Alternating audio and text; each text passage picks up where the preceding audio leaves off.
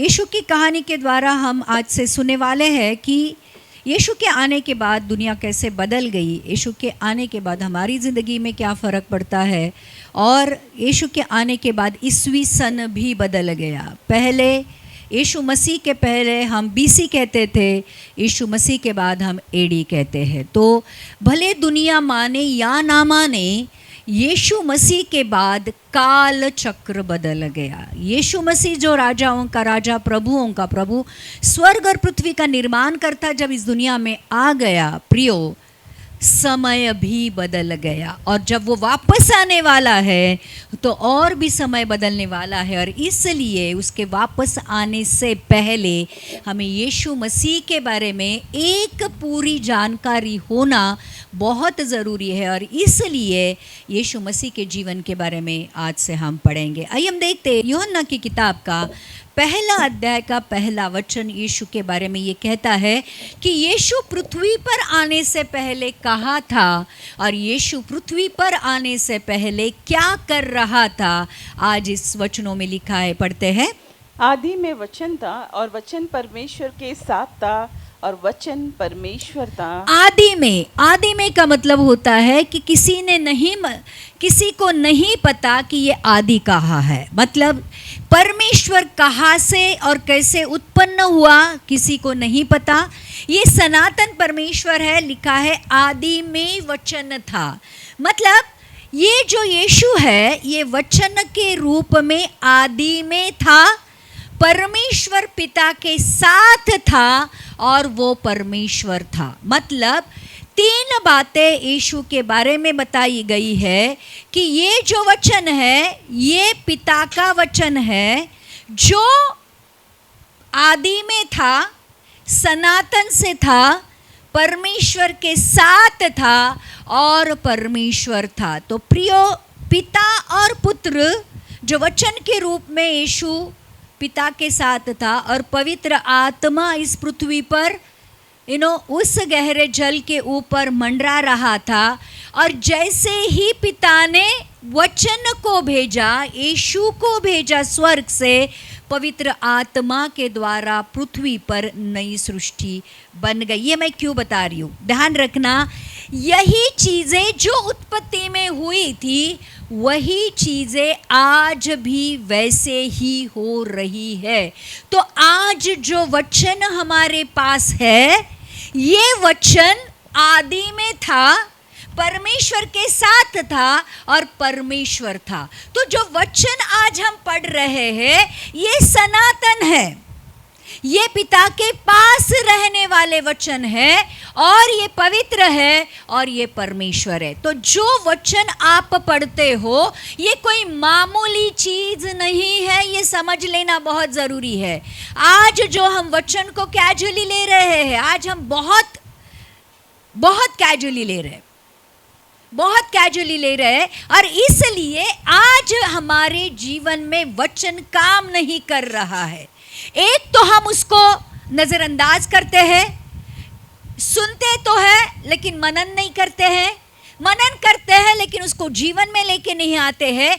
क्योंकि ध्यान रखना, अगर आदि में वचन था, वचन परमेश्वर के साथ था, वचन परमेश्वर था, और जब वो वचन स्वर्ग से पृथ्वी पर भेजा गया, पृथ्वी बेडोल थी, सुनसान थी, अंधियारी थी, लेकिन उस वचन के द्वारा जब पवित्र आत्मा ने उसको पूरा किया तो पृथ्वी नई सृष्टि बन गई। पृथ्वी बेडोल, सुनसान और अंधियारी थी, वो सुंदर बन गई। आज अगर वही वचन और वही आत्मा हमारे पास है लेकिन फिर भी हमारी जिंदगी वैसे की वैसी है, तो प्रियो, फिर पवित्र आत्मा और वचन हमारी जिंदगी में क्या कर रहा है, ये सवाल है। कितने लोग समझ रहे हैं? और आगे का वचन ये कहता है, यही आदि में परमेश्वर के साथ था। वापस से परमेश्वर ये लिखता है कि जो वचन आज आपके पास है, जो आदि में था, ये पिता के पास था, ये पिता के पास से होकर आपके पास आया है आपके जीवन में। इसलिए तो वचन ये कहता है कि वचन जो कहता है, जिस काम के लिए भेजा जाता है वो काम करके वापस कहा जाता है, वापस पिता के पास जाता है। इसलिए वचन कभी खाली नहीं जाता है, क्योंकि वचन परमेश्वर है, इसलिए वो कभी फेल नहीं होता है। वचन को फेल कौन करता है? हम लोग। और ध्यान रखना, वचन को फेल करने वाले रहेंगे। देखो, परमेश्वर ने हमें वचन को जीने के लिए भेजा है। आगे के देखते हैं। देखो, वचन में आगे का वचन ये कहता है, तीसरा वचन ये कहता है, मैं आपको समझाती हूँ। आज वचन के बारे में समझना बहुत ज़रूरी है। सब कुछ उसी के द्वारा उत्पन्न हुआ, और जो कुछ उत्पन्न हुआ है उसमें से कोई भी वस्तु उसके बिना उत्पन्न नहीं हुई। वचन के द्वारा सब कुछ उत्पन्न हुआ है, जो देख सकते हैं। और एक जगह लिखा है, देखी और अनदेखी चीजें परमेश्वर ने वचन के द्वारा बनाई है। आदि में स्वर्ग और पृथ्वी का जो आदि में परमेश्वर ने स्वर्ग और पृथ्वी का जो निर्माण किया है, अब पृथ्वी को हम देख सकते हैं, पृथ्वी पर की चीजों को हम देख सकते हैं, लेकिन स्वर्ग जो परमेश्वर ने बनाया है, जो वचन के द्वारा बनाया है, जिसको हम नहीं देख सकते हैं। तो प्रियो, सारी देखी अनदेखी वस्तुएं वचन के द्वारा बनाई गई है। तो वचन की क्वालिटी क्या है? आप ध्यान रखना, आज सब लोग समझ लो। वचन की क्वालिटी ये है कि वचन जो बोलता है वो करता है। वचन चीजों को बनाता है। जो चीजें है ही नहीं, उसको वचन उत्पन्न करता है। अब ध्यान रखना, ये जानना क्यों जरूरी है?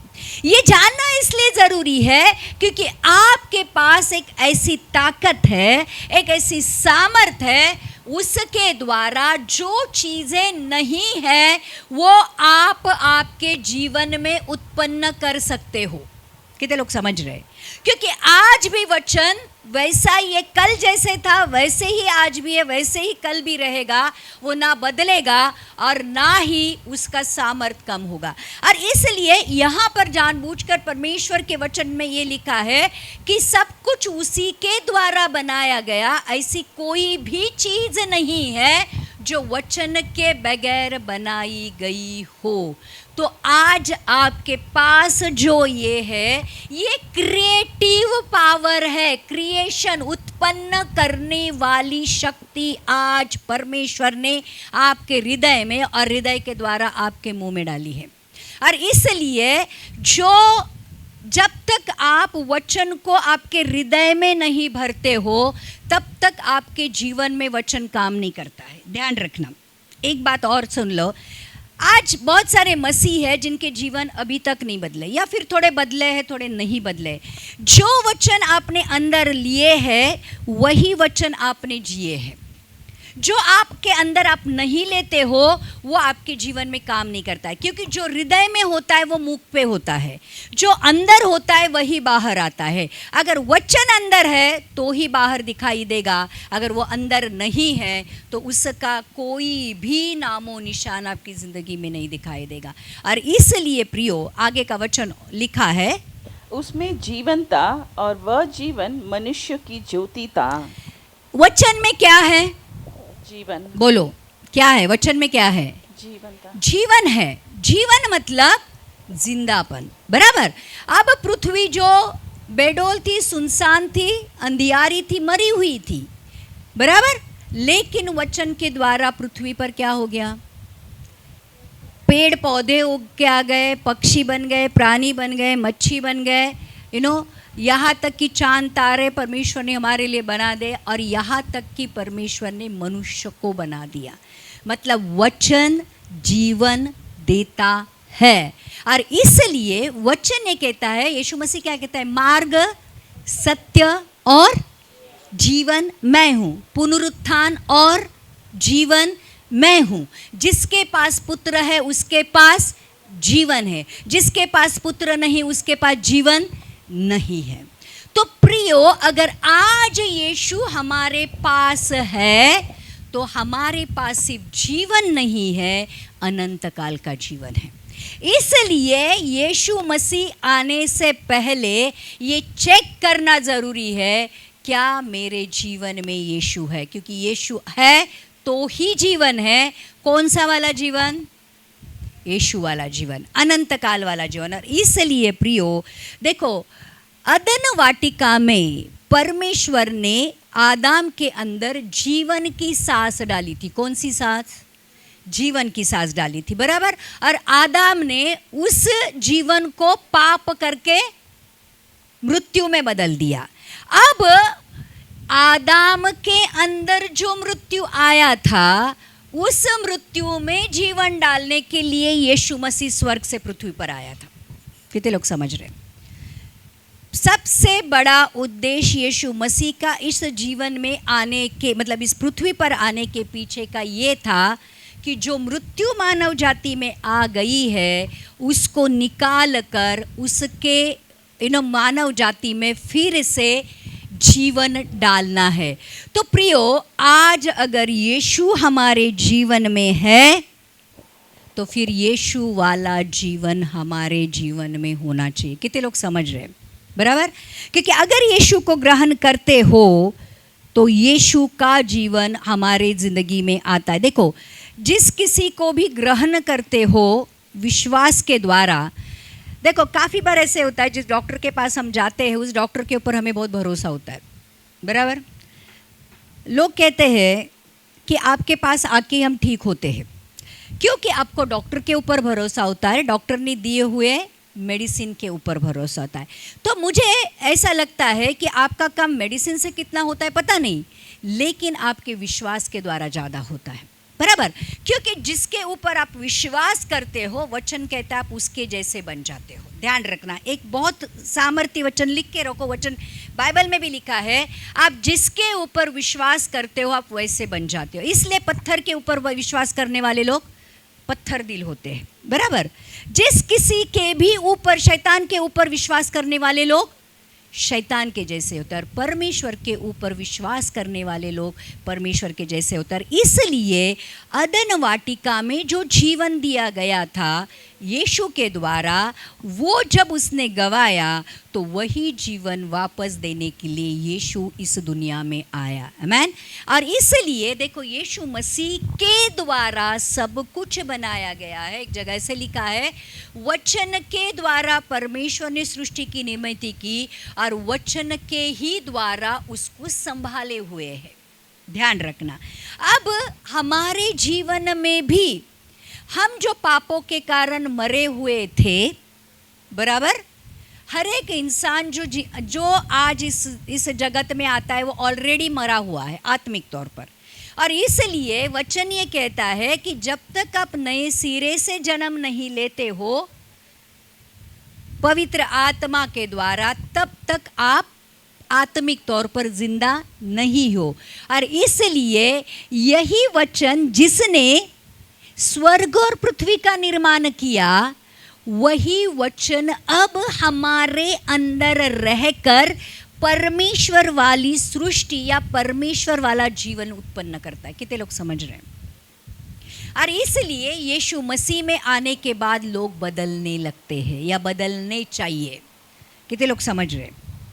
क्योंकि जो आप अंदर रखते हो आप वैसे ही बनते हो। अगर आपके अंदर कड़वाहट है तो आप कड़वाहट वाले हो, अगर आपके अंदर प्यार है तो आप प्यार करते हो, अगर आपके अंदर द्वेष है तो आप द्वेष करते हो, अगर आपके अंदर जलन है आप जलन रखते हो, अगर आपके अंदर हमेशा कंपटीशन कंपैरिजन करने का स्पिरिट है, कहाँ पे भी जाते हो तो आप खुद को एक दूसरे के साथ कंपेयर करते हो। और इसलिए यीशु मसीह जब दिल में होता है तो यीशु मसीह हमारे अंदर रहकर जो जीवन है, देखो क्या लिखा है, उसमें जीवन था और आगे क्या लिखा है, और वह जीवन मनुष्य की ज्योति था। ज्योति का मतलब होता है प्रकाश, प्रकाश का मतलब होता है मार्ग, बराबर। तो परमेश्वर यीशु मसीह ना सिर्फ जीवन है परंतु मार्ग भी है। स्वर्ग जाने का मार्ग यीशु मसीह है। और ज्योति का प्रकाश हमेशा जीवन देता है। अगर आप देखोगे,